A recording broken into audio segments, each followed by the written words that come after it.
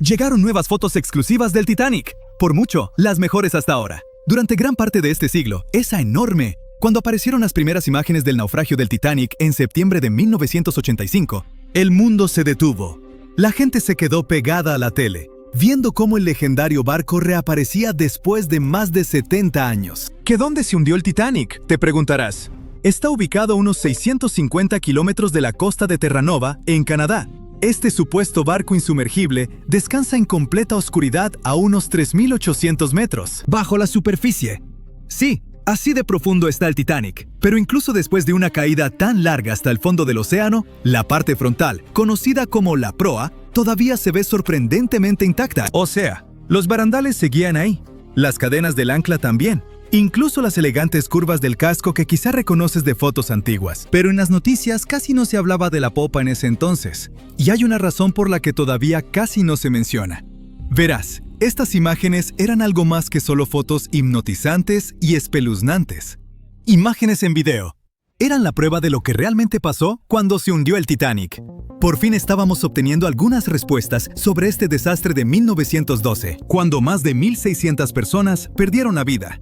Y antes de que lo busques en Google, ¿cuántas personas sobrevivieron al Titanic? Te lo digo yo, 706. Entre esos sobrevivientes, varios afirmaron que vieron cómo el barco se partía mientras se hundía. Otros insistieron en que se fue al fondo de una sola pieza. Y al final, los investigadores les dieron la razón. En ese momento, los informes oficiales concluyeron que el Titanic se había hundido intacto. Así que, durante 73 años, esa fue la versión oficial, hasta que por fin vimos al Titanic en el fondo del océano. Cuando se publicaron las fotos submarinas del Titanic, lo confirmaron. Sí, el transatlántico de verdad se partió mientras se hundía. Y si acabamos de ver esas imágenes de la proa, eso significa que la popa también debe estar por ahí, ¿no? Bueno, más o menos. O sea, si la encontramos. Está a unos 600 metros de la proa, recostada en el fondo del océano. Así que, sí, existe. Pero, ¿por qué casi nadie habla de lo que le pasó a la popa del Titanic? Bueno, hay una gran razón para eso. Verás, la proa, incluso con todos los daños de golpear el fondo marino, todavía se ve reconocible.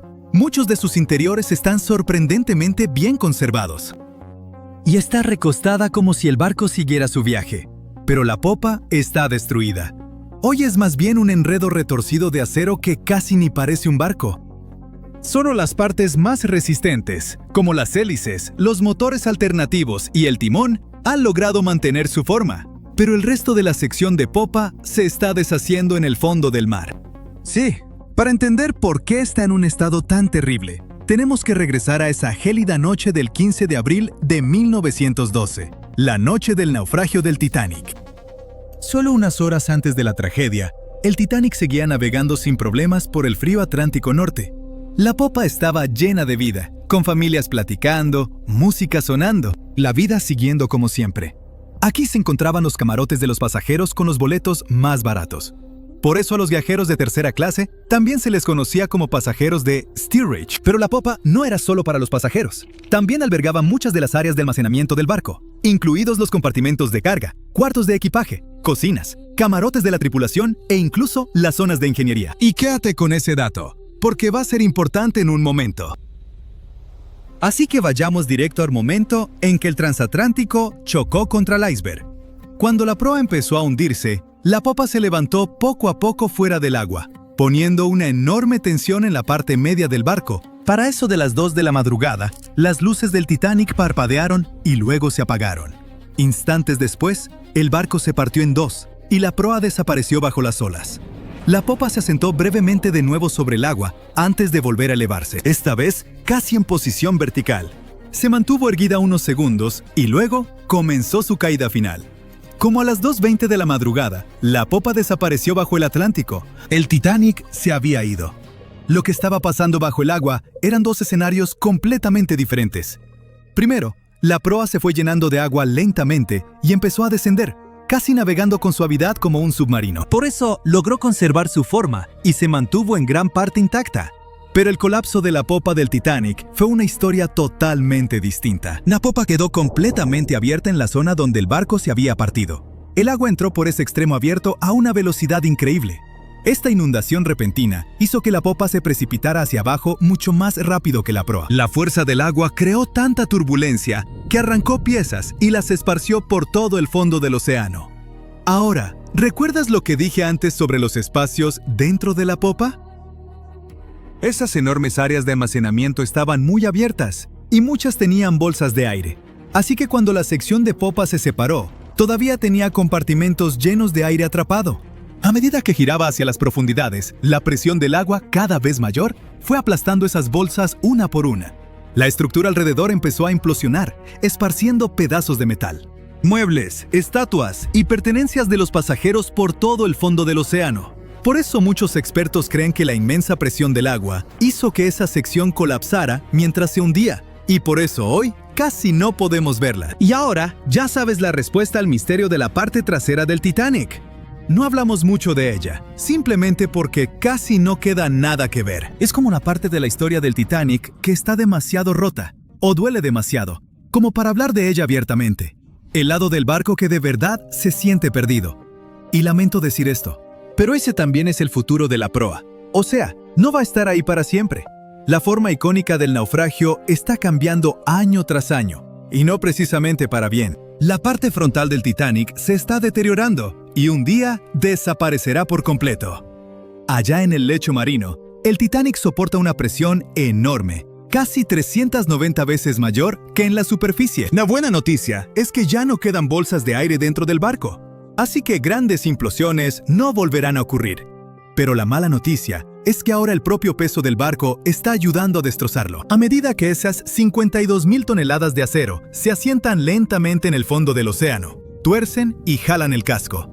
Las misiones con sumergibles ya han detectado grandes grietas que recorren las planchas de acero, e incluso las propias cubiertas están empezando a venirse abajo. Y hay algo más. El naufragio puede verse impresionante y tenebroso hoy, pero eso en realidad viene de una gruesa capa de bacterias y microbios que lo cubren. El problema es que poco a poco se están comiendo al Titanic. Sí, la mayor parte de la corrosión que ocurre allá abajo la causan las bacterias, y eso está debilitando gradualmente toda la estructura. Las planchas de acero, vigas y soportes se están adelgazando cada año. Los científicos calculan que el barco pierde entre 130 y 200 kilogramos de hierro todos los días. Aún así, incluso a ese ritmo, el naufragio no va a desaparecer de la noche a la mañana. Los expertos creen que podrían pasar hasta unos 420 años para que el transatlántico desaparezca por completo. Hasta entonces, seguiremos viendo cómo se desarrolla este proceso triste, pero natural. Partes del barco se han ido desmoronando poco a poco desde la noche en que se hundió el Titanic, y ya ha cambiado mucho desde que empezamos a tomar fotos submarinas, como los tramos de barandales que se han caído y el techo del baño del capitán que se vino abajo. Por eso tantas expediciones ahora se enfocan en capturar imágenes y escaneos detallados del naufragio del Titanic, para preservar su memoria antes de que el océano se lo lleve todo. Es nuestra manera de mantener viva la historia, incluso mientras el tiempo y la naturaleza siguen trabajando en silencio. A lo mejor esas bacterias hambrientas pueden darse un descanso de su buffet, para que el Titanic pueda descansar en paz muchos años más.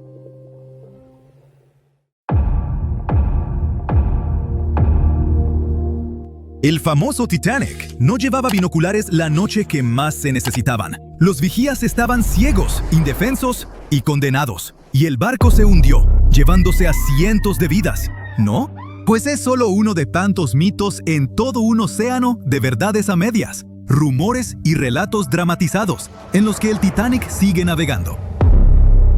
Sí había binoculares a bordo. El problema real era el acceso. Estaban bajo llave en un armario del nido de cuervo, el puesto de vigía, pero la llave se perdió. Un tripulante llamado David Blair, que debía zarpar en el Titanic, fue reasignado a otro barco a última hora. Se le olvidó dejar la llave. La llave que, literalmente, podía salvar cientos de vidas, estaba en su bolsillo, lejos, mientras el Titanic se hundía. Pero nunca sabremos qué habría pasado si hubiera estado ahí. Esa noche el cielo estaba despejado, pero no había luna que iluminara, y tampoco viento. Así que el mar estaba como espejo y no había ondas, las señales habituales de icebergs cerca. Luego está la idea de que el Titanic cruzaba el Atlántico a toda prisa para romper un récord de velocidad, pero los historiadores no están de acuerdo. La tripulación sabía que había hielo por la zona, pero en lugar de reducir, siguieron a unos 22 nudos.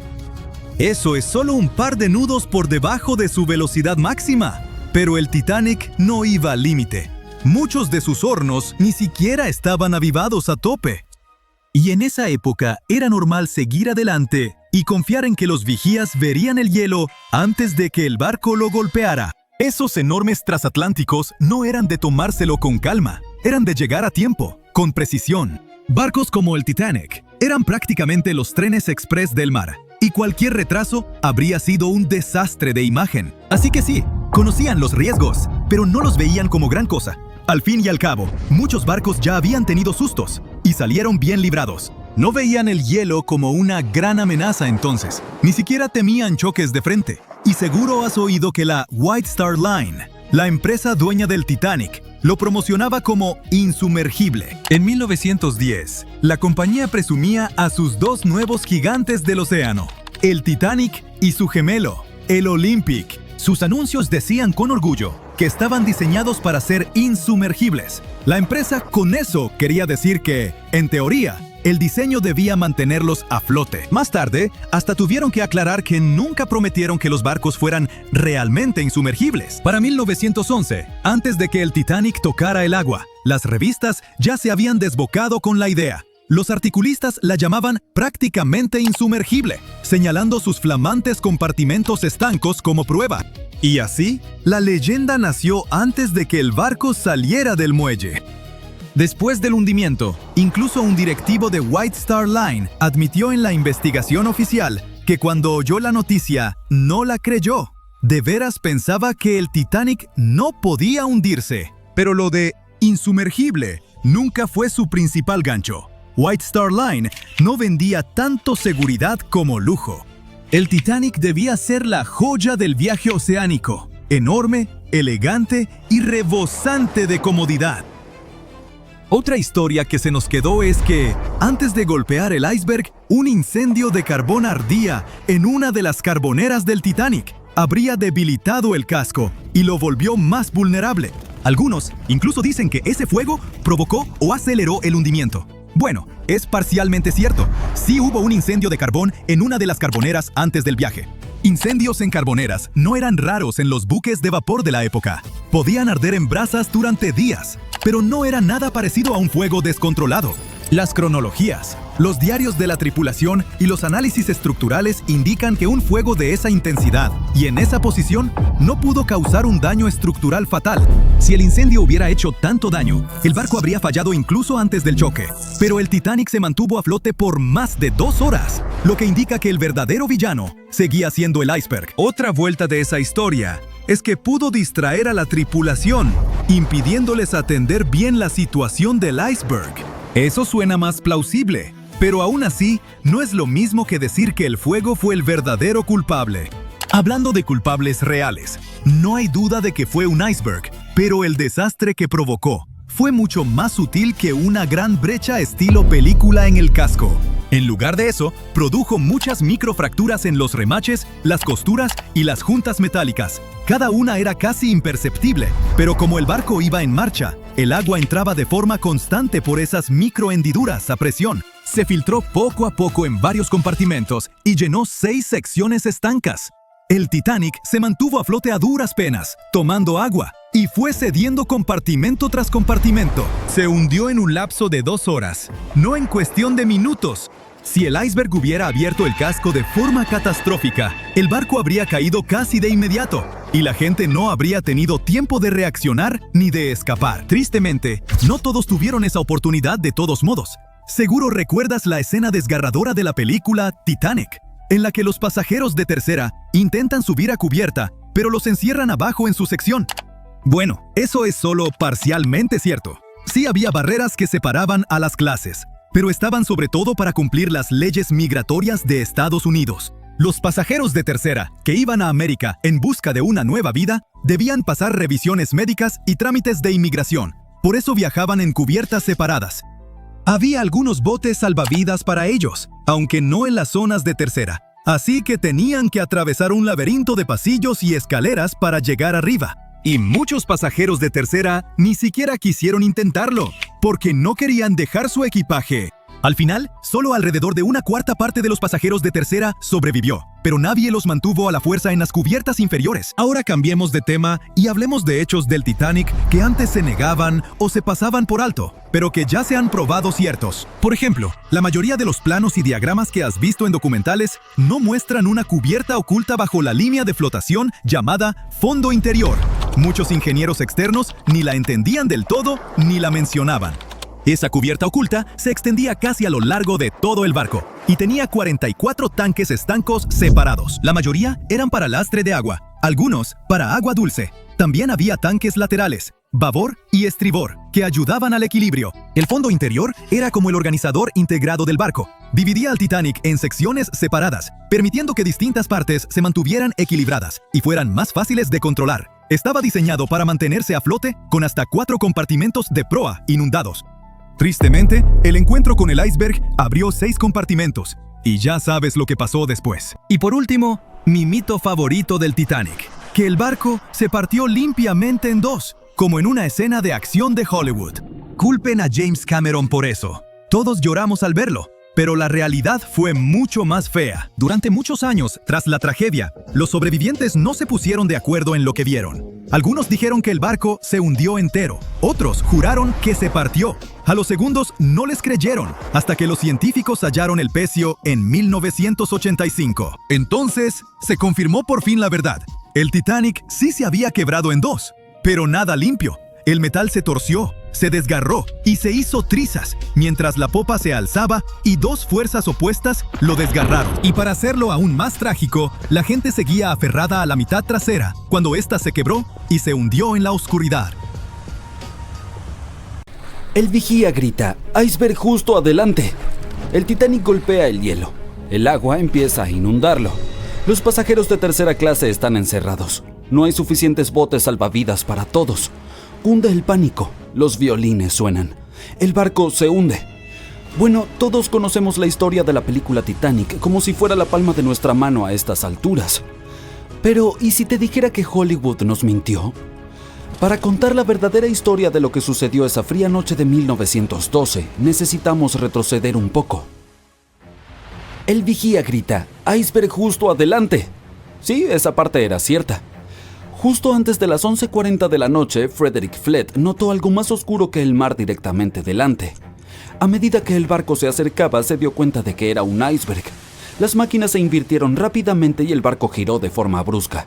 En lugar de chocar de frente, el Titanic rozó el costado del iceberg y esparció hielo sobre la cubierta delantera en el proceso. Si recuerdas, en la película, Jack y Rose están teniendo un momento romántico cuando sienten que el barco tiembla tras golpear el iceberg.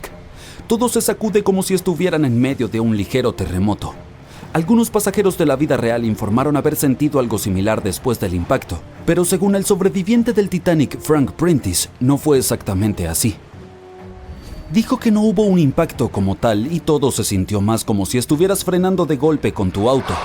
El barco se detuvo y eso fue todo. Algunas personas incluso durmieron durante la colisión, lo que confirma que no hubo un impacto tan abrupto. El señor Prentice, curioso por lo que había ocurrido, salió de su cabina y se dirigió a la cubierta. Cuando llegó allí, todo lo que pudo ver fue un poco de hielo en la superficie, no el colosal iceberg que Jack y Rose notaron. Sin embargo, como todos sabemos ahora, el verdadero daño ocurrió por debajo de la línea de flotación, donde el iceberg tenía una esquirla dentada que abrió una grieta de 91 metros en el casco del Titanic. Una vez que la tripulación se dio cuenta de la gravedad del daño, comenzaron de inmediato a enviar llamadas de auxilio a los barcos cercanos para pedir ayuda. En algún punto de la película, el operador de radio va al capitán y le dice que solo hay un barco cerca, el RMS Carpathia, que más tarde termina rescatando a muchos pasajeros. Pero en la vida real había más barcos alrededor. Se cree que el SS Californian estuvo a solo unos 37 kilómetros de distancia. Este podría haber visto efectivamente al Titanic hundirse o al menos haber visto sus cohetes estallar alto en el cielo. Sin embargo, por razones que nunca comprenderemos del todo, su personal no intentó ayudar. Regresemos a la historia. Ahora la gente necesita desembarcar el barco. A las 12:45 el bote salvavidas número 7 fue el primero en ser descendido. Al igual que en la película, se les dijo a las mujeres y los niños que se subieran primero. Pero en realidad algunas mujeres dudaron e incluso se negaron a entrar en los botes salvavidas. El señor Prentice dijo que esto sucedió principalmente por dos razones. Primero, estos botes salvavidas estaban a gran altura y los pasajeros estaban aterrorizados por la caída de 21 metros desde la cubierta hasta el océano. Y segundo, la mayoría de las mujeres no creían que el Titanic realmente se hundiría. Después de todo, lo llamaban insumergible, así que la idea de subirse a un bote salvavidas parecía inútil en ese momento. Esta mentalidad probablemente explica por qué Lois Smith, una pasajera de primera clase, recordó que al principio no hubo pánico ni caos. Otros sobrevivientes confirmaron esto, puesto que dijeron que no había mujeres ni niños llorando. Pero una cosa que en verdad era preocupante, al menos para la tripulación, era la posibilidad de que los botes salvavidas se hundieran bajo demasiado peso. Esta es una de las teorías de por qué los primeros botes salvavidas partieron llevando solo una fracción de su capacidad total. Como el bote salvavidas número 7, que solo llevaba 27 personas, aunque podía albergar hasta 65. En total, el Titanic tenía 20 botes salvavidas que podían transportar a aproximadamente la mitad de las 2.200 personas a bordo esa noche. Pero eso no sucedió y ahora sabemos que los pasajeros no tenían idea de que no había suficientes para todos. Mientras las mujeres abordaban tranquilamente los primeros botes salvavidas, los músicos se dirigían a la cubierta. Su único objetivo era tocar y mantener la calma entre los pasajeros. Eso es un hecho bastante conocido, pero la verdadera historia es que algunos sobrevivientes dijeron que nunca vieron ni escucharon a la banda, ni a ningún violinista.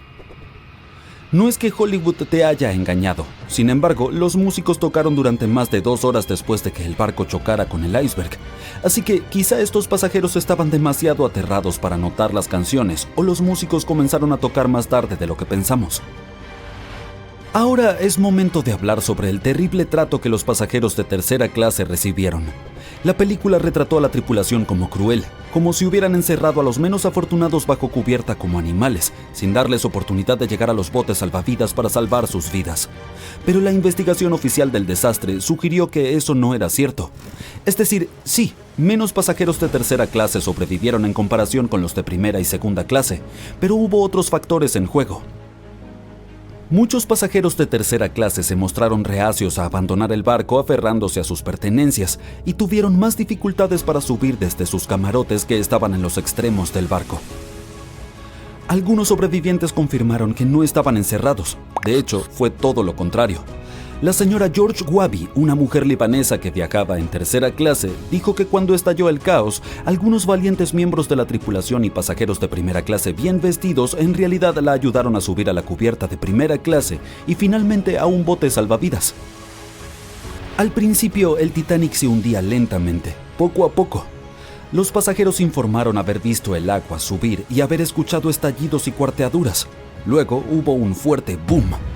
Algunos dijeron que solo había habido una explosión, mientras que otros la describieron como una serie de explosiones más pequeñas que pensaron que habían sido los mamparos cediendo. Y también hubo un grupo de personas que dijo que solo había escuchado un sonido retumbante. Entonces, no todos estuvieron de acuerdo sobre el sonido que habían escuchado, pero un hecho es innegable. A las 2:18 de la mañana, las luces del Titanic se apagaron y el barco se sumió en la oscuridad total. A medida que la proa continuaba hundiéndose, la popa se levantó fuera del agua, lo que ejerció una inmensa presión en la parte central del barco. Esto provocó que el Titanic se partiera en dos. En la película de James Cameron, este momento es bastante dramático, con el barco hundiéndose casi verticalmente en el agua. Pero en realidad, la ruptura probablemente ocurrió en un ángulo mucho menor, tal vez justo debajo de la línea de flotación. Aún así, se inclinó lo suficiente como para que las personas no pudieran mantenerse en pie y comenzaron a deslizarse hacia el agua. Una cosa interesante es que no fue hasta que se encontró el naufragio en 1985 que se confirmó finalmente que el Titanic se había partido. Hasta entonces, los sobrevivientes habían dado relatos contradictorios. Al menos 8 afirmaron haber visto partirse el barco. Emily Ryerson, una pasajera de primera clase, lo describió como si el Titanic hubiera sido cortado a la mitad con un cuchillo. Pero también había un pequeño número de testigos que insistían en que el Titanic se había hundido intacto. En ese momento, esta teoría era más aceptada porque la mayoría de las personas aún no creían que el supuesto barco indestructible pudiera partirse en dos. Entonces, ¿por qué los informes contradictorios? Bien, lo que no ves en las películas, por razones obvias, es lo increíblemente oscuro que estaba cuando ocurrió la tragedia. Era como estar en una habitación sin luz donde solo se pueden distinguir formas y sombras. Así eran los botes salvavidas. Esto significa que los pasajeros no podían realmente ver lo que estaba ocurriendo, y la mayoría de aquellos que estaban cerca del barco o perdieron la vida o estaban demasiado concentrados en tratar de sobrevivir como para prestar atención a los detalles del naufragio. Aunque la película de James Cameron no capturó por completo cuán aterradoramente oscura fue realmente la catástrofe, la serie de televisión de 2012 Titanic hizo un mejor trabajo al mostrar el terror absoluto de esa noche. Aún así, la realidad fue mucho más oscura y atemorizante de lo que cualquiera de estas dos producciones pudo retratar. ¿Cómo pudo hundirse en solo 2 horas y 40 minutos un barco construido por las mentes más brillantes de su época y considerado insumergible? Quizás podamos resolver el misterio adentrándonos en los tornillos del Titanic. Y lo digo literalmente. Todo comenzó con una elegante cena en Londres en 1907. Lord William James Parry tenía una gran idea y necesitaba a las personas indicadas a bordo. Invitó al director de la compañía naviera británica, White Star Line, a conversar. White Star ya navegaba el éxito con los viajes transatlánticos, haciendo una fortuna transportando inmigrantes a América. Pero la competencia era feroz. Cunard, uno de sus mayores rivales, acababa de lanzar 2 elegantes y veloces barcos, el Lusitania y el Mauretania. Estos barcos eran lo último en velocidad y lujo. Parry no iba a quedarse atrás. Como presidente de una compañía irlandesa de construcción naval, pensó que si se aliaba con White Star, podrían dominar el mercado. Esa misma noche, durante la cena, comenzaron a idear toda una flota de transatlánticos, el Olympic, el Titanic y un tercer barco que eventualmente se convirtió en el Britannic. Pronto, esas ideas se volvieron realidad. Comenzó la construcción del Titanic y su gemelo, el Olympic. Fue tan impresionante que tuvieron que construir 2 nuevos astilleros en Queen's Island, conocida como el Barrio Titanic, en el puerto de Belfast. Pero construir algo tan masivo no era nada fácil. Harland & Wolff, la compañía británica a cargo de la construcción, tenía las manos llenas. Era el barco más grande que alguien hubiera intentado construir, y se necesitaron 15,000 hombres trabajando día y noche para hacer realidad el sueño. El Titanic y su gemelo se planearon con 269 metros de largo, lo suficiente para superar por 37 metros a los nuevos transatlánticos de Cunard. Al terminarse, el Titanic medía lo mismo que 4 cuadras y era tan alto como un edificio de 9 pisos. Además de ser el barco más grande de su época, también obtuvo otro apodo. Cuando la revista Shipbuilder lo examinó, lo calificaron como insumergible. Pero algo salió muy mal en el camino. Si le hiciéramos una radiografía al Titanic, encontraríamos 2,000 placas de acero, cada una de hasta 9 metros de largo y unas 3 toneladas de peso. Para armarlo, lo construyeron como un esqueleto metálico gigante, con la quilla como columna vertebral y las placas del casco formando la cubierta exterior. Para vencer a la competencia, el Titanic tenía que ser enorme, pero también rápido. Para lograrlo, tuvieron que innovar con las hélices. Tenía 3, 2 externas de 3 aspas y una central de 4. Las externas, de 7 metros de diámetro, eran impulsadas por los motores de vapor. Estos motores eran los músculos del barco, convirtiendo el vapor en la potencia que giraba las hélices. La hélice central era más pequeña, de 5 metros, y funcionaba con una turbina de vapor de baja presión. La combinación de motores y turbina era tecnología de punta en esa época, y permitía al Titanic navegar a unos 21 nudos. Eso es, aproximadamente 39 kilómetros por hora, lo cual no suena muy rápido, pero para un barco de ese tamaño, era impresionante. Las hélices estaban hechas de bronce de manganeso, un material elegido por su resistencia a la corrosión. Créanme, esto es clave cuando atraviesas agua salada del océano. Este sistema de motores podía generar hasta 46,000 caballos de fuerza, el equivalente a 230 carros combinados. Para mover el barco, había 2 grandes hélices a los lados, conectadas a motores que funcionaban como bombas gigantes, impulsándolo hacia adelante. Luego estaba la tercera hélice en el centro, que funcionaba como turbina de vapor, un tipo especial de motor que le daba impulso extra y usaba menos combustible. Todo este sistema no era solo por potencia, también por velocidad. Otros barcos ya usaban la turbina de vapor desde años antes, pero como el Titanic era más grande y pesado, su sistema tenía que ser extra potente para mantenerlo rápido, estable y cómodo para todos a bordo. Así que, después de 2 años de arduo trabajo, el Titanic estaba listo para su primera prueba. El 31 de mayo de 1911, una multitud de 100,000 personas se detuvo a ver al Titanic deslizarse hacia el río Lagan. Lord Peary estuvo acompañado del millonario estadounidense J.P. Morgan, quien había adquirido el control financiero de la compañía White Star. El Titanic flotó por primera vez, pero tardó otro año en equiparse. ¿Qué es jerga naval para convertir ese esqueleto de acero gigante en un lujoso palacio flotante? Tenía de todo: alberca climatizada, baños turcos, palmeras en los cafés, cancha de squash, un salón comedor de primera clase para 554 personas. Según algunos reportes, la suite más lujosa del Titanic fue reservada por una estadounidense llamada Charlotte Drake Cardessa. Pagó $2,500 en 1912. Incluso hoy, eso es mucho dinero por un viaje. Pero si hacemos la conversión, serían unos $75,000 actuales. Todo por un boleto de ida a través del Atlántico. Los trabajadores se apresuraron a terminar de pintar y pulir el Titanic para el 31 de marzo de 1912. El capitán de White Star, Edward John Smith, de 62 años, abordó para supervisar las pruebas finales del transatlántico más grande del mundo. El capitán incluso dijo que este sería su último cruce del Atlántico. Al llegar a América, se retiraría. El 10 de abril, el barco estaba listo para su viaje inaugural. Zarpó hacia Southampton para cargar carbón y a sus primeros pasajeros. La pasajera Sylvia Caldwell le preguntó a un marinero si ese barco gigantesco era realmente insumergible, a lo que él respondió con la icónica frase: «Ni Dios mismo podría hundir este barco». 4 días después de zarpar, el RMS Titanic encontró su destino. Aunque el barco recibió advertencias sobre icebergs, navegaba muy rápido en la oscuridad. Cuando los vigías finalmente vieron el iceberg, estaba demasiado cerca para detenerse o virar. Imaginen intentar frenar de golpe un carro enorme.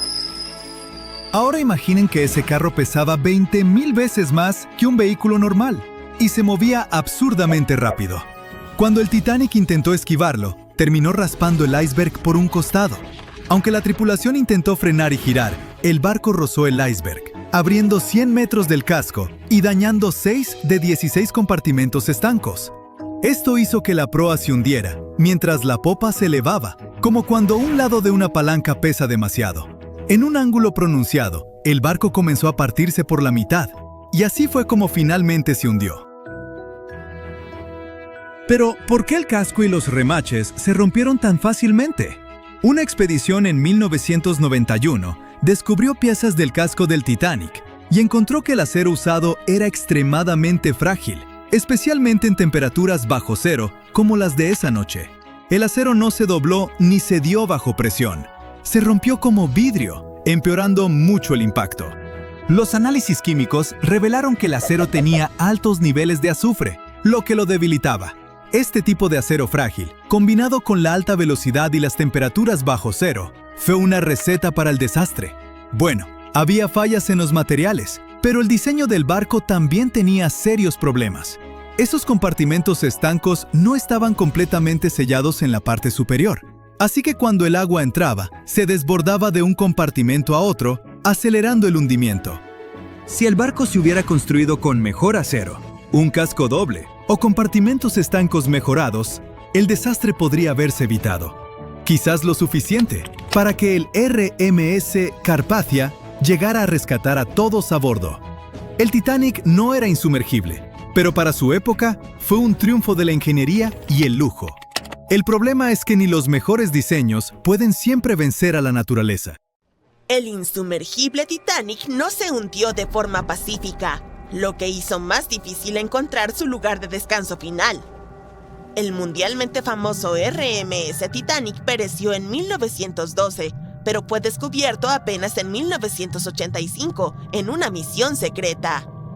Aunque la gente a principios de los años 1900 tenía la ubicación aproximada de dónde estaba el Titanic, no contaban con la tecnología adecuada para encontrarlo. Al hundirse, el barco envió varias señales CQD, que significaban «vengan rápido, estamos en peligro», a un barco cercano llamado Carpathia. «Vengan de inmediato, hemos chocado contra un iceberg, es un CQD, amigo», fueron algunas de las últimas palabras transmitidas desde el telégrafo Marconi en el barco. Estos mensajes código Morse también hicieron posible las primeras misiones de investigación al naufragio. El RMS Carpathia encontró los botes salvavidas llenos de los sobrevivientes del Titanic. Pero el mundo también deseaba con desesperación descubrir qué había pasado con el famoso transatlántico. La llamada de auxilio se realizó 2 horas antes de que todo el barco se hundiera. Un poco más de media hora después de que el último bote salvavidas dejara la embarcación, la proa se sumergió por completo. La popa estaba elevada al cielo y el centro se estaba desintegrando. La proa golpeó el fondo del océano con tanta fuerza que dejó marcas que aún están allí hoy. No se hundió suavemente bajo las olas como nos hizo creer la película de James Cameron. Por eso los investigadores siguen encontrando ollas, sartenes y zapatos esparcidos por todo el fondo del océano. Las familias de las personas más ricas a bordo del barco, como los Astor y los Guggenheim, querían financiar una misión para sacar al Titanic de las profundidades, pero se enfrentaron a la total falta de tecnología para hacer algo tan simple como localizar el barco. Avancemos hasta 1953, cuando se realizó el primer intento serio de encontrar los restos del Titanic. Un hombre llamado Risdon Beasley intentó usar un dispositivo sonoro eruptivo para localizar el barco. Suena extraño, pero hay ciencia que lo respalda. Cuando la dinamita explota, las ondas de la detonación impactan el fondo marino. Con la ayuda de sonares, los científicos podrían determinar si había algo sólido en el fondo del océano. Lamentablemente, Beasley no tuvo suerte. Pasarían otros 20 años antes de que el oceanógrafo Robert Ballard intentara localizar el Titanic. Él tuvo un poco más de suerte que Beasley. En los años anteriores, la tecnología submarina había recibido más financiación y, por lo tanto, funcionaba mucho mejor. Lo intentó por primera vez en 1977. Ballard se asoció con la institución oceanográfica Woods Hole en una misión para mapear el fondo del océano. Aunque la institución lo contrató para probar su nueva tecnología de mapeo, la intención de Ballard era ir un poco más allá y encontrar los restos del Titanic. En el centro de esta nueva nave tecnológica había un agujero que permitía que un tubo largo se extendiera hasta el agua justo por encima del lecho oceánico. En el extremo de este tubo, Ballard instaló un dispositivo con sonares y cámaras. Ellos pensaban que estaban a punto de hacer algo grande, así que llevaron el barco al mar para realizar algunas pruebas. Fue entonces cuando, en una vuelta de prueba, la adversidad los golpeó. El tubo de perforación se rompió, lo que envió todo su costoso material al fondo del océano, tal como el Titanic. Cuando Ballard falló, otro personaje importante entró en esta historia. Un hombre llamado Jack Grimm, un excéntrico magnate del petróleo. Grimm se había hecho famoso por intentar encontrar cosas como el Arca de Noé, el monstruo del lago Ness y Pie Grande. También intentó demostrar la teoría de la Tierra hueca, que sostiene que el interior de nuestro planeta es completamente hueco y alberga ciudades y naciones subterráneas. Su búsqueda consistía en intentar encontrar un gran agujero en el Polo Norte y así aventurarse dentro de la Tierra hueca. Después de que sus intentos fracasaran, fijó su atención en el transatlántico de lujo que se había hundido, el RMS Titanic. Grimm tenía el dinero, pero no el conocimiento. Así que, como multimillonario, hizo una gran donación a la Universidad de Columbia y pidió a cambio poder utilizar algunos de sus equipos. Contrató a un grupo de científicos altamente calificados para que lo ayudaran a operar la máquina. Aquí es donde todo se pone un poco extraño. Jack Grimm creía en el folclore y en formas no convencionales de hacer las cosas. Así que llevó a un mono a bordo y sorprendió al equipo de investigación. Este mono, llamado Titán, supuestamente señalaba un mapa y localizaba cosas perdidas.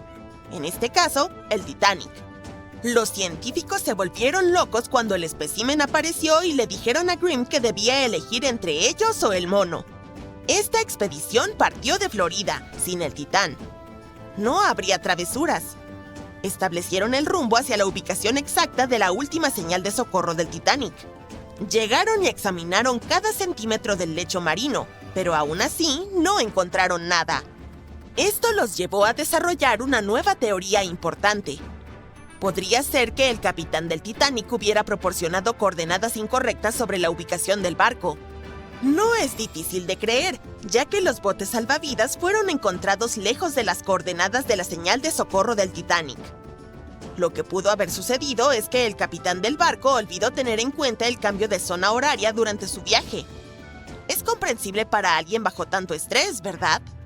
La primera expedición de Grimm duró 3 semanas, pero, desafortunadamente, no encontraron nada. Intentaron un método de búsqueda particularmente bueno conocido como cortando el césped, donde imitaron tales movimientos para mapear cada centímetro de un área más grande alrededor de las coordenadas de emergencia del Titanic. Las razones del fracaso fueron defectos importantes en el equipo y un clima terrible. Fue entonces cuando ese buscador previo del Titanic perdido regresó a la escena, Robert Ballard. No tenía los millones que tenía Jack Grimm, pero sí contaba con algo a su favor. El geólogo marino estaba trabajando estrechamente con la Marina de los Estados Unidos para localizar 2 submarinos nucleares que se habían hundido en la década de los 60.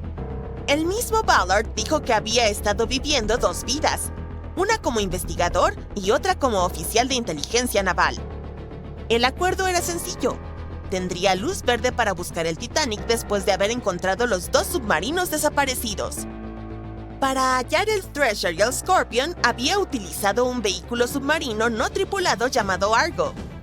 Argo era como un pequeño trineo de nieve. Estaba conectado a un barco más grande que navegaba por encima del agua. Argo estaba unido a la embarcación por un largo cable y era pilotado por un equipo a bordo. El trineo tenía sonares y cámaras que proporcionaban imágenes en tiempo real del fondo del océano, por lo que representaba un verdadero avance con respecto a otros intentos. Después de mucho pensar, tuvo un momento de eureka. Supuso que la fuerza del naufragio debía haber dejado un rastro de escombros que condujera de vuelta al barco. Mientras buscaban el Titanic, la mayoría de las personas había intentado encontrar el barco en sí. Pero hasta ese momento había sido como buscar una aguja en un pajar. Por eso la lógica de Ballard era tan brillante. Necesitaba invertir el orden. Pero tenía otro obstáculo en sus manos: el tiempo. Solo podía buscar el barco después de encontrar los submarinos perdidos. Y para cuando eso sucedió, le quedaban 12 días. Se asoció con otro científico y aplicaron el método de cortar el césped para cartografiar el lecho marino. Un dato importante que la mayoría de los investigadores pasaron por alto fue que había una corriente marina moviéndose hacia el sur el día del desastre. Esto significaba que el campo de escombros debería estar al sur de las coordenadas de la señal de socorro. Para ahorrar tiempo y recursos, haría un rápido reconocimiento del lecho marino y espaciaría las líneas a más de 4,5 kilómetros de distancia para buscar campos de escombros. También decidió confiar más en las imágenes de la cámara que en las señales de sonar. Su equipo se turnaba para pilotar el Argo y observar el video. Los días pasaban sin mostrar nada más que el vacío del fondo del océano, hasta que las rocas que estaban acostumbrados a ver empezaron a parecerse a escombros hechos por el hombre. De repente, ahí estaba, la caldera del Titanic. Ballard tenía razón. El campo de escombros los llevaría de regreso al barco. Tras 73 años de búsqueda, finalmente habían hallado el naufragio. En la película Titanic, no verás ningún humo sobre el 4º embudo del legendario transatlántico, y eso no es un error. En 1911, el año antes de la partida del barco de ensueño, los grandes barcos navegaban principalmente con 4 chimeneas. Las necesitaban para extraer el calor y los vapores de sus enormes calderas. El Titanic fue una verdadera joya de la ingeniería que solo necesitaba 3 chimeneas para funcionar. Así que se agregó una 4ª para el equilibrio y una apariencia más impresionante. La White Star Line creyó que el público se decepcionaría al ver solo 3 chimeneas en el mayor barco de todos los tiempos. Los barcos gemelos del Titanic, el Olympic y el Britannic, también tenían una chimenea falsa cada uno por la misma razón. Pero esta no era completamente inútil, ya que servía para la ventilación. Extraía los humos de los espacios de máquinas en las cubiertas inferiores y de una de las salas generales de primera clase. Un gran embudo de ventilación, en lugar de varios más pequeños, ayudaba a despejar las cubiertas superiores y dejaba más espacio abierto para que los pasajeros disfrutaran de sus paseos. Cuando el Titanic se hundió, las chimeneas, cada una con un peso de 60 toneladas, se fueron al fondo junto con el resto del barco. Fueron hechas extra altas para asegurarse de que los pasajeros no quedaran cubiertos del hollín expulsado. Su altura y peso les permitieron permanecer en posición vertical. La chimenea delantera, seguida por las demás, cayó solo cuando el barco realizó la inmersión final. Esas chimeneas eran mucho más ligeras que la proa, por lo que se desperdigaron entre otros escombros. El material ligero del que estaban hechas se aplanó una vez que tocó el fondo, y las bacterias que viven en el fondo se encargaron de ello más tarde. La proa del Titanic permaneció intacta al impactar con el lecho marino, pero la popa quedó completamente destrozada. Cuando el famoso transatlántico chocó con ese iceberg, las cosas se pusieron realmente complicadas. Le tomó a la futura estrella de cine 2 horas y 40 minutos sumergirse por completo. La colisión permitió que el agua inundara 6 de los 16 compartimentos estancos. Mientras ésta se precipitaba por el costado de estribor, el barco comenzó a inclinarse hacia adelante y un poco hacia la derecha. Para la medianoche, los compartimentos dañados estaban derramando agua en otros, y todo era un caos porque los compartimentos solo eran estancos horizontalmente. Pronto, el agua comenzó a inundar la embarcación a través de los agujeros de la cadena del ancla, y para las 2 de la mañana, la proa se estaba hundiendo, mientras que las hélices de la popa quedaron fuera del agua. El barco siguió inundándose hasta el momento en que la proa se sumergió y la popa se elevó a casi 45 grados. El peso de esas enormes hélices tensionó la sección media del barco. El acero simplemente no pudo soportarlo y falló. Los sobrevivientes describieron ese momento como un fuerte ruido, como el de la porcelana cuando se rompe o los engranajes cuando se caen. Esa fue la estructura superior del Titanic cediendo. Para las 12:10 de la mañana, la proa y la popa solo estaban conectadas por la estructura del fondo interno. Minutos más tarde, la proa, que pesaba alrededor de 16,000 toneladas, se desprendió de la popa. La popa se elevó bruscamente a una posición casi vertical y comenzó a hundirse con lentitud. Para las 2:20, desapareció bajo el agua. La proa descendió a unos 20 kilómetros por hora y golpeó el fondo del océano casi media hora antes que la popa.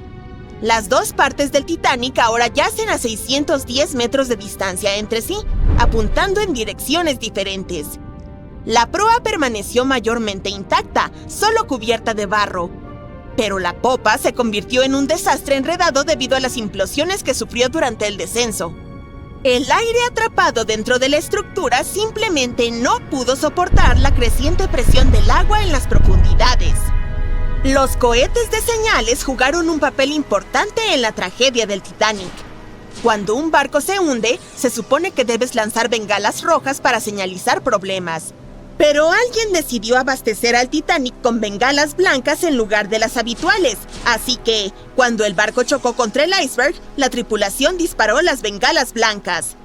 El SS Californian pasaba cerca, y su capitán sabía que el Titanic estaba en una zona peligrosa de icebergs. La tripulación no vio el Titanic hundiéndose, pero ciertamente vieron esos cohetes blancos.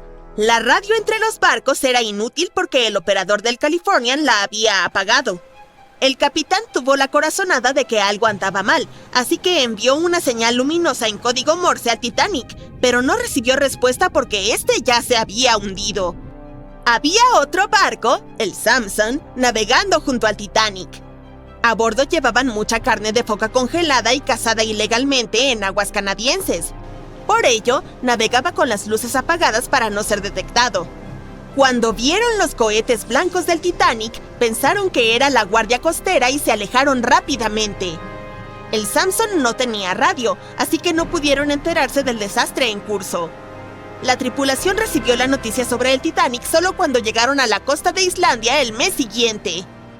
Ha habido muchas teorías para explicar la tragedia del Titanic, y una de las más recientes dice que hubo un incendio involucrado. Un periodista irlandés, Sinan Moloney, se puso en plan detective. Durante décadas investigó el misterio y dio con un descubrimiento revolucionario. Encontró un álbum de fotos que había estado oculto al público durante un siglo tras la tragedia. En las imágenes tomadas en el astillero Harland & Wolff en Belfast, Irlanda del Norte, apenas una semana antes de que el transatlántico zarpara, se puede ver claramente una enorme mancha negra de 9 metros en el casco del barco. Moloney investigó las fotos y los testimonios de testigos presenciales de la época y afirmó que un incendio se desató espontáneamente dentro de uno de los enormes depósitos de carbón del Titanic. Ardió durante 3 semanas enteras y afectó al metal, debilitando críticamente un segmento crucial del casco del barco. En ese entonces, la mayoría de los barcos tenían solo un casco, por lo que era la única protección del Titanic. Por eso, el iceberg logró hacer un agujero en la embarcación con tanta facilidad. Si no hubiera sido por el incendio, puede que el Titanic hubiera resistido el impacto del iceberg. La empresa que operaba el transatlántico sabía sobre la situación, pero decidió ocultar ese hecho.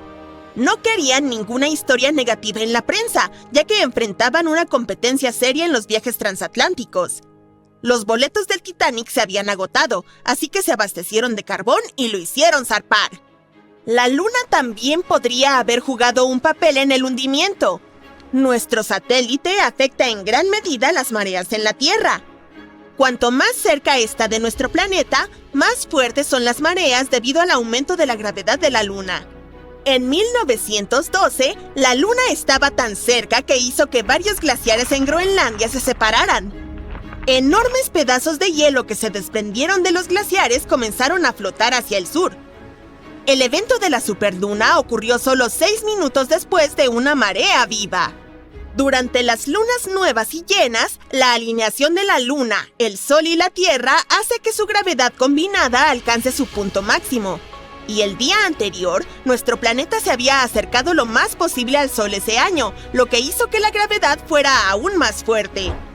Esta mezcla de eventos creó las condiciones perfectas para una de las mareas más poderosas en la historia, para que los icebergs desprendidos de los glaciares de Groenlandia se movieran libremente.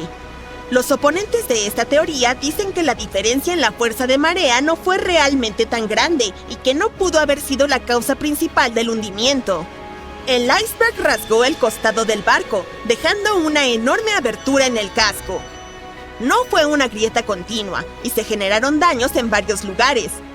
Algunos expertos creen que el barco habría sobrevivido al iceberg si lo hubiera golpeado de frente. El Titanic tenía compartimentos estancos diseñados para prevenir inundaciones en caso de colisión. Solo los primeros 3 o 4 de estos se habrían inundado. Esto podría haber ayudado a salvar muchas vidas. Los partidarios de esta teoría culpan del desastre al primer oficial, William Murdoch. Los barcos grandes y rápidos no giran en cuestión de segundos como un coche a gran velocidad. Toma minutos. Cuando Murdoch se dio cuenta de que la colisión era inevitable, trató de esquivar a la izquierda para evitar un golpe directo. Pero a pesar de sus esfuerzos, el barco aún chocó con el iceberg. Y bueno, ya conoces el resto. Era el 31 de diciembre de 1812. En el silencio de la noche, un barco llamado Patriot zarpó sigilosamente del puerto de Georgetown, en Carolina del Sur, llevando a bordo a una de las mujeres más bellas de Estados Unidos. La primera dama de Carolina del Sur, Theodosia Burr Alston, era hija del infame Aaron Burr, ex vicepresidente y el hombre que había acabado con Alexander Hamilton en un duelo. Theodosia se dirigía a Nueva York para reunirse con su padre, pero después de ese día, nadie volvió a verla. Theodosia era brillante, una de las mujeres mejor educadas de Estados Unidos en su época. Aaron Burr la adoraba y se aseguró de que recibiera una educación que rivalizara con la mejor que se ofrecía a los hombres. En un mundo donde casi nunca se les daban esas oportunidades a las mujeres, ella era como una joya excepcional. Hablaba varios idiomas, incluidos griego y latín. Estudiaba filosofía, dominaba materias como música y aritmética, y podía conversar sin problema con los grandes intelectuales de la época. Llevaba el nombre de su madre, Theodosia Bartow-Prevost. Aaron Burr perdió a su amada esposa cuando Theodosia tenía solo 10 años. A partir de entonces, ella asumió el papel de confidente de su padre, acompañándolo en su carrera y, más tarde, en su caída. Tenían una relación muy cercana. Theodosia veía a su padre como su protector y su mejor amigo. Pero entonces estalló el escándalo relacionado con Hamilton. Burr había sido juzgado por traición en 1807. Aunque fue absuelto, las acusaciones dañaron tanto su reputación que tuvo que huir a Europa. Esto dejó devastada a Theodosia. Ella se quedó en Estados Unidos, tratando de mantener unida a su familia. Pero no pasó mucho tiempo antes de que otra tragedia golpeara de nuevo. Su hijo de 10 años murió de malaria, dejándola abatida y muy debilitada físicamente. Ella tenía apenas 29 años entonces. Cuando Burr por fin regresó a Estados Unidos en 1812, le suplicó a Theodosia que fuera a verlo a Nueva York. Ella estaba decidida a volver a ver a su querido padre, sin importar los riesgos. Creía que solo su reencuentro podría darle consuelo. Las cosas no iban nada bien entre Gran Bretaña y Estados Unidos, que hacía relativamente poco se había independizado. Su esposo Joseph Alston, que acababa de convertirse en gobernador de Carolina del Sur, no podía acompañarla. Esto lo preocupaba profundamente. El viaje que tenía por delante prometía ser peligroso. La Marina Británica, que patrullaba la costa, podía detener cualquier embarcación estadounidense. Alston incluso les escribió una carta pidiendo que al Patriot se le garantizara un paso seguro por el Atlántico. Y no era solo la Marina Británica lo que ponía en peligro su travesía. Los mares de invierno eran impredecibles, y las aguas del Atlántico, famosas por ser traicioneras, eran azotadas con frecuencia por tormentas violentas. Mientras tanto, Aaron Burr arregló que su amigo, el doctor Timothy Green, la acompañara en el viaje, con la esperanza de protegerla de cualquier peligro. Así que, a regañadientes, Alston dejó que su esposa partiera a bordo del Patriot, una embarcación rápida y elegante, elegida por su reputación de velocidad y seguridad. Theodosia se despidió y se embarcó en lo que se convertiría en un viaje hacia el olvido. Pasaron los días, luego las semanas.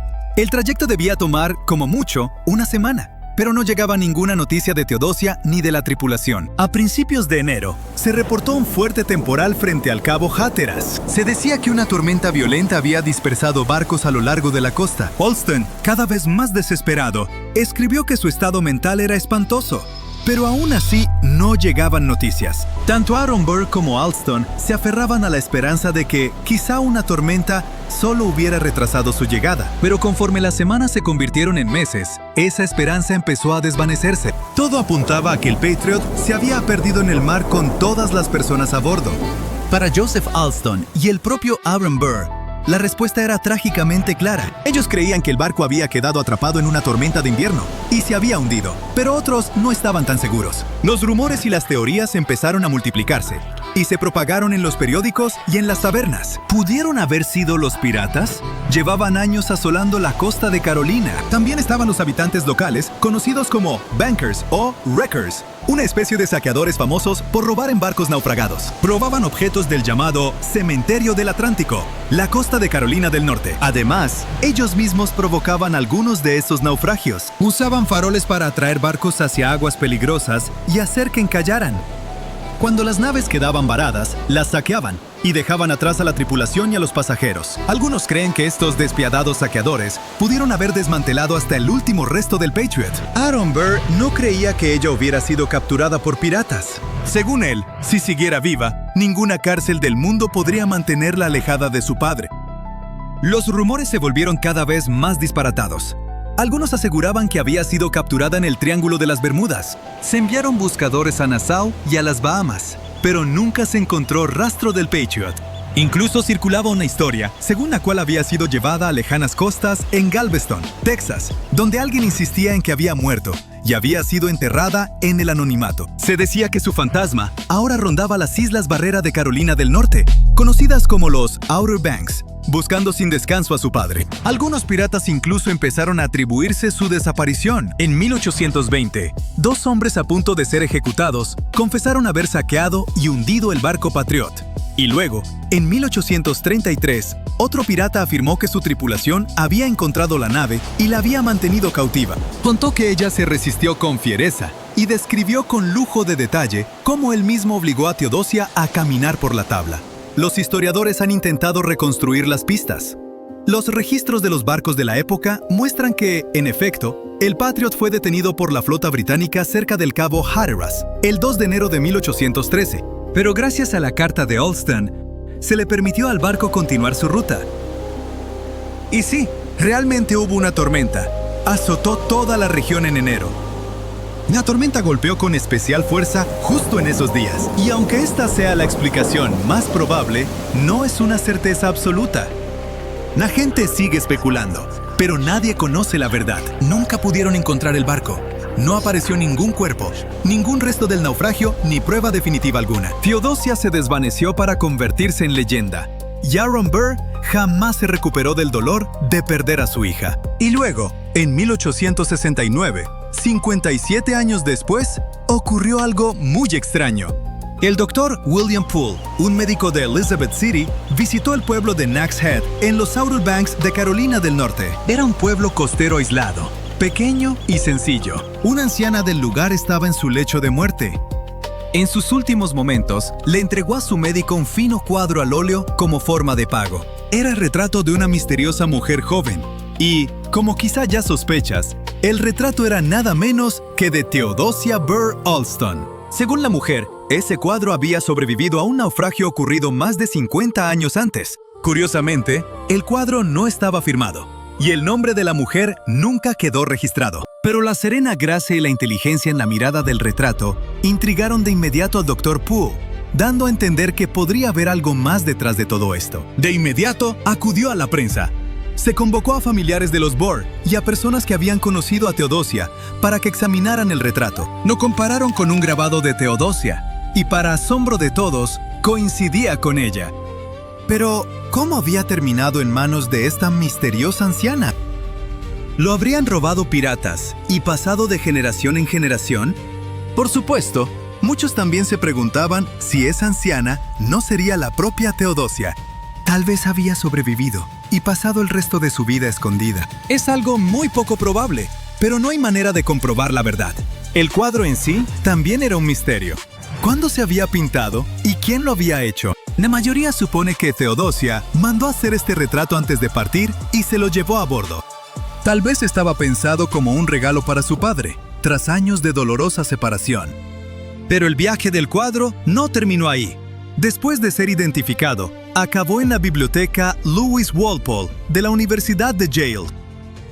Permaneció ahí durante años y solo volvió a exhibirse en 2017 en una muestra especial en el Museo del Albemarle, en Carolina del Norte.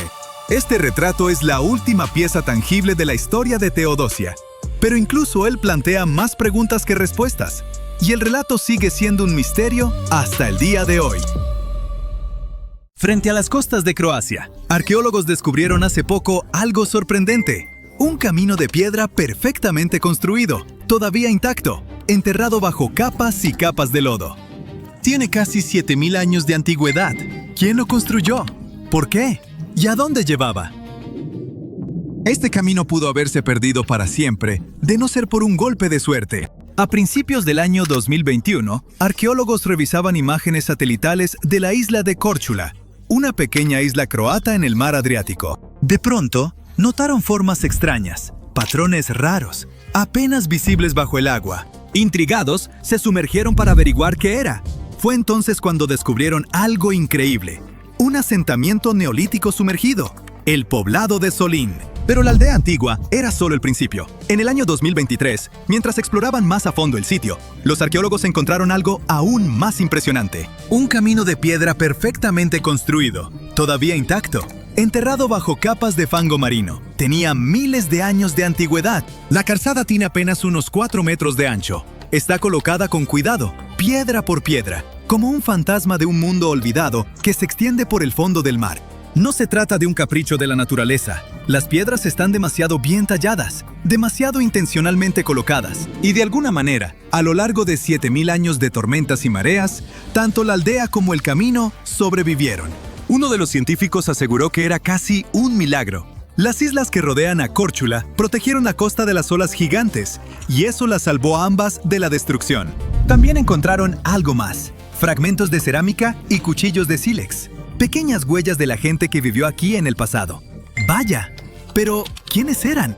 Este misterioso camino nos lleva muy atrás, hasta la Edad de Piedra. Una antigua cultura llamada Cultura de Jabar vivió en la cercana isla de Jabar, pero también se extendieron por la costa oriental del Adriático y levantaron la aldea de Solín, justo frente a la costa de la isla de Córchula.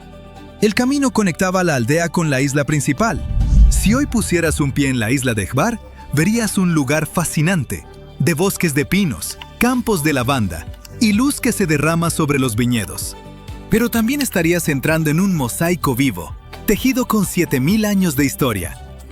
Allí vivieron pueblos del Neolítico hacia el año 4900 antes de nuestra era. Fue antes del surgimiento de las ciudades, antes de las pirámides de Egipto, antes de que la historia tuviera siquiera a sus primeros reyes. Estas personas se refugiaron en las cuevas de la isla, en lugares como la cueva Grabsheva y la cueva Markova. Elaboraron delicadas cerámicas pintadas, algunas de las más antiguas de Europa. Este antiguo asentamiento llegó a estar lleno de vida, asentado junto a playas donde hoy solo rompen las olas. Quienes lo construyeron caminaban descalzos sobre sus piedras, cargando canastas de grano, herramientas y vasijas de barro llenas de agua o de aceite de oliva. Entre esos pequeños fragmentos, los arqueólogos descubrieron algo sorprendente: la representación más antigua de un barco en toda Europa. Incluso hacia el año 3500 antes de nuestra era, la gente de Hvar ya soñaba con viajes más allá del horizonte. Y aunque los agricultores neolíticos de la cultura de Hvar no tenían una gran tecnología, ya habían aprendido a dominar la tierra. Construyeron tumbas megalíticas de piedra, alzaron círculos de roca en la cercana bahía de Gradina, y fabricaron complejas hojas de sílex y hachas de piedra.